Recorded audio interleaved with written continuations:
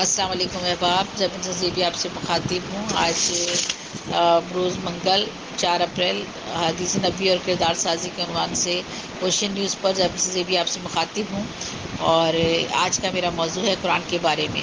تو قرآن کے بارے میں خود قرآن شریف میں آیا ہے کہ اس میں شک نہیں کہ یہ قرآن اس راہ کی ہدایت کرتا ہے جس میں سب سے زیادہ سیدھی ہے۔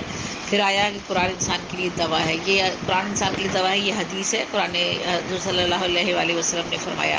پھر حضور نے فرمایا کہ میں پہلا شخص ہوں گا جو قیامت کے دن خداوند عزیز و جبار کے حضور اپنے اہل بیت اور قرآن کے ساتھ حاضر ہوں گا۔ اس کے بعد امت وارد ہوگی، پھر میں ان سے پوچھوں گا تم نے اللہ کی کتاب اور میرے اہل بیت کے ساتھ کیا سلوک کیا۔ اور یہ جو ہے جو قرآن کو اس لیے سیکھے کہ اس کے ذریعے دنیا طلب کرے، تو ایسے شخص پر خدا نے جنت حرام کر دی ہے۔ پھر کہا گیا کہ اہل قرآن کا دور انبیاء اور مرسلین کے علاوہ لوگوں میں سب سے بلند ہوگا، بس تم لوگ اہل قرآن کے حقوق کو حقیر مت جانو، بے شک غلبے والے جبار پروردگار کے ہاں ان کا مقام بہت بلند ہے۔ ایک زمانہ لوگوں کے لیے ایسا آئے گا کہ قرآن ان کے دلوں میں اس طرح بوسیدہ ہو جائے گا جس طرح جسم پر کپڑا بوسیدہ ہو جاتا ہے۔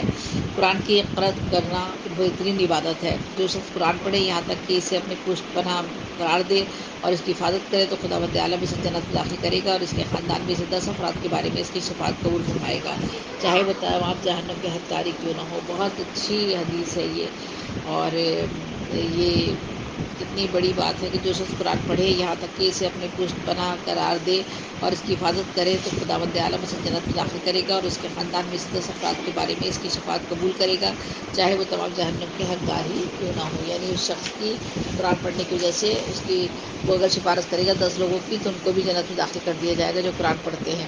اور پھر کہا گیا ہے اے قارئان قرآن، اس کتاب کے بارے میں اللہ سے ڈرو، کیونکہ اس بارے میں بھی ذمہ دار ہوں، جواب دہ ہوں، اور تم بھی ذمہ دار ہو۔ رسالت کے پہنچانے کے بارے میں جواب دہ ہوں، اور تم سے میری سنت اور کتاب خدا کے علم کے بارے میں پوچھا جائے گا۔ پھر کہا قرآن کے حامل جنہوں نے قرآن کی آیتوں کی حفظ کیا اور اس پر عمل کیا، جنت کے عارفوں میں سے ہوگا۔ بے شک یہ قرآن خدا کی مضبوط رسی ہے، اسی کے ذریعے عدل قائم ہوتا ہے، اسی میں علم کے سرچشمے ہیں، اسی میں دلوں کی بہار ہے۔ پھر کہا کہ اپنے گھروں میں تلاوت قرآن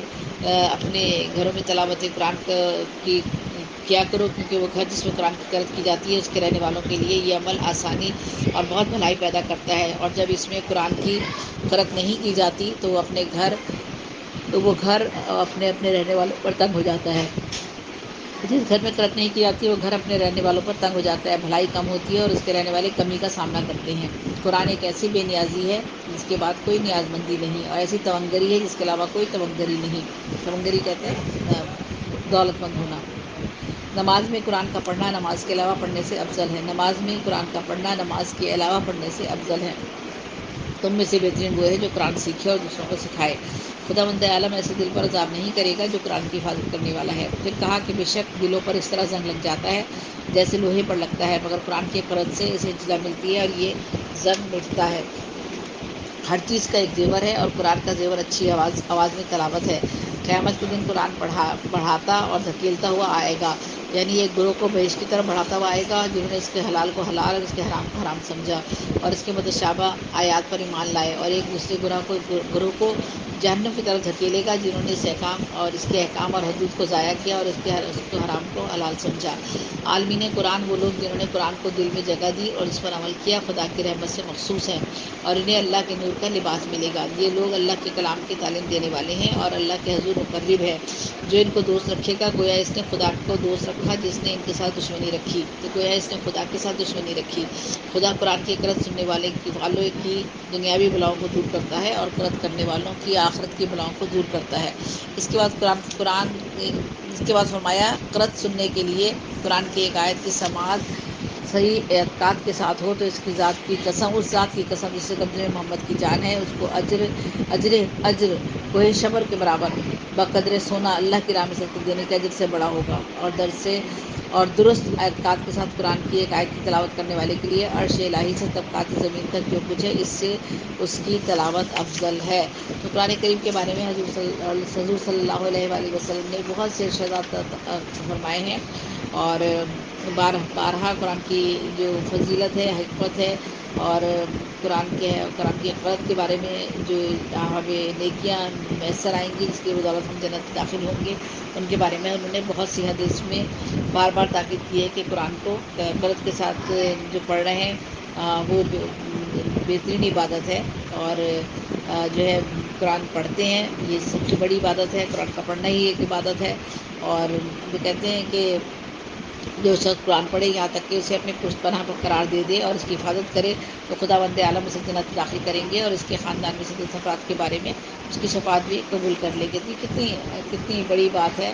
اور پھر یہ بھی کہا کہ جو کوئی بھی قرآن کے حرام کو حلال سمجھے وہ قرآن پر ایمان نہیں لایا، اور یہاں تک یہ بھی کہا کہ جو قرآن کو اس لیے سیکھے کہ اس کے ذریعے دنیا طلب کرے تو ایسے شخص پر خدا نے جنت حرام کر دی۔ یعنی ہم قرآن کو صرف اس لیے پڑھیں کہ جو ہمارے پر جو ہے دنیا کو حاصل کر لیں، تو یہ جو ہے اس پر اللہ تعالیٰ نے جو ہے جنت اس پر حرام کر دیا۔ ایسے شخص پر جو دنیا کے لیے کلام پڑھ رہا ہے، دنیا کے فوائد کے لیے یا ذاتی مفادات کے لیے قرآن کو پڑھتا ہے، تو اس کے لیے جنت اس پر جو ہے جنت کے راستے پر جاتے ہیں، جنت کے راستے۔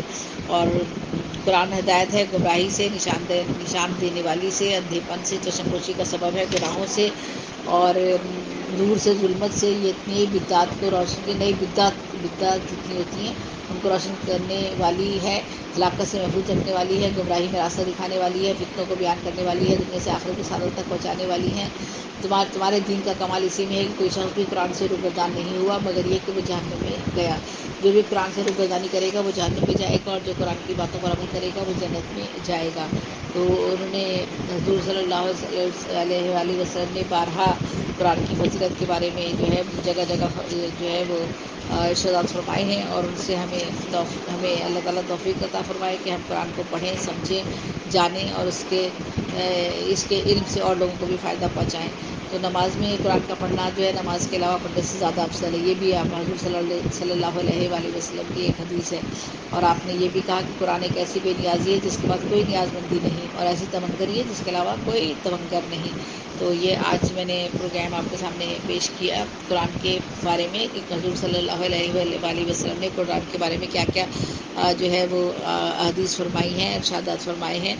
اور اس کا مقصد صرف یہی ہے کہ ہم اپنی کردار سازی ہماری ہو سکے، اور ہم صحیح جو ہے وہ علم ہم تک پہنچ سکے، اور ہم اللہ تعالیٰ کے کہے ہوئے بھی باتوں پر عمل کرنا سیکھ سکیں، اور ہمارے حضور صلی اللہ علیہ وآلہ وسلم نے جو ارشادات فرما دیے ہیں اور انہوں نے جو عمل کر کے ہمیں دکھائے ہیں ان کی سنت پر اور ان کی احادیث پر ہم عمل کریں، تو تاکہ اللہ تعالیٰ کے حضور جب پیش ہو تو ہم شرمندہ نہ ہوں بلکہ ہم سرخرو ہو جائیں، اور ہمارے گناہ جو ہے وہ اللہ تعالیٰ معاف فرمائے۔ اور قرآن کی بدولت آج چونکہ قرآن کا موضوع ہے، تو قرآن کی بدولت ہمیں کس طرح سے جنت نصیب ہوگی اس کے بارے میں حضور نے جو کچھ فرمایا ہے میں نے آپ کے سامنے بیان کیا ہے، کچھ حصہ اس کے سامنے آپ سارے بیان کیا ہے۔ یوں تو طوالت ہے، بہت زیادہ مضامین ہیں جو حضور صلی اللہ علیہ وآلہ وسلم نے قرآن کے حوالے سے مختلف مواقع پر جو ہے بیان کیے ہیں۔ سب سے بھی کو اجازت دیجیے گا۔ شیروان صاحب کا بہت بہت شکریہ کہ ان کے توسط سے میں یہ پروگرام پیش کرتی ہوں اور یہ آپ لوگوں تک پہنچتا ہے، اور اللہ تعالیٰ آپ لوگوں کو بھی اپنے حفظ و امان میں رکھے، اور ہم سب کو کے لیے بھلائی اور راستے کا انتخاب کرنے میں مدد فرمائے۔ آمین ثم آمین۔ جب سے بھی کو اجازت دیجیے۔ اللہ حافظ، اللہ نگہبان۔